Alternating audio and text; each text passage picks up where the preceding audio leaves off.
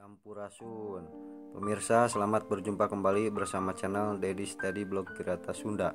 Pada edisi kali ini, saya akan berbagi informasi kepada Anda mengenai tanda baca pamepet.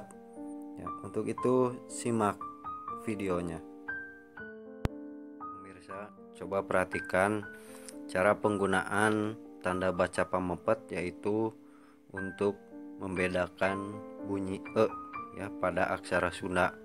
Ini adalah contoh tulisan aksara Sunda sa ya pemirsa. Ini adalah aksara Sunda sa.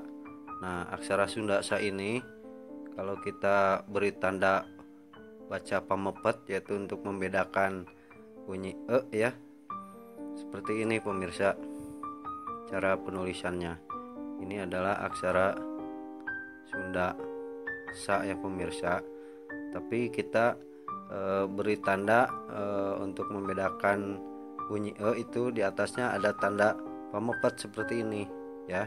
Ini ada tanda baca pamepet, dibacanya bukan sa lagi ya, tetapi ini menjadi se ya, seperti kata sedap misalnya ya, atau sedekah ya.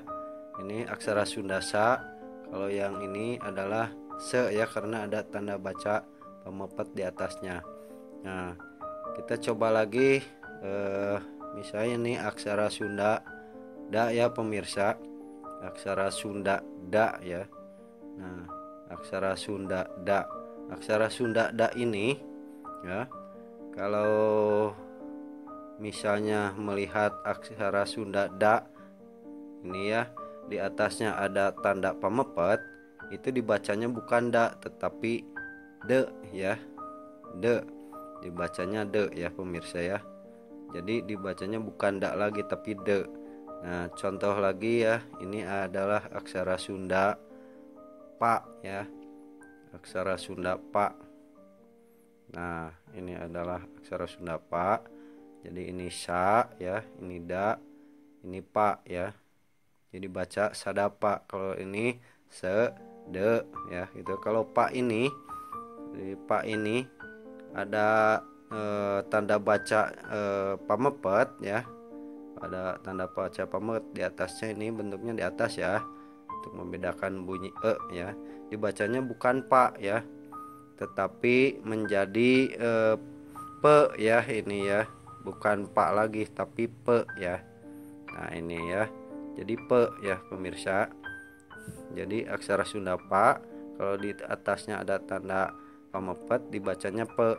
Nah, kalau tidak ada misalnya kan, ini pak misalnya kan, ini pak, aksara Sunda pak. Kalau kita coba misalnya beri tanda pamaeh ya pemirsa, seperti yang pernah ditayangkan sebelumnya, ini adalah hilang ya aksara Sundanya.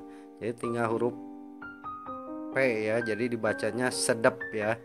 Nah, ini sedep ya. Nah, itu ya pemirsa ya.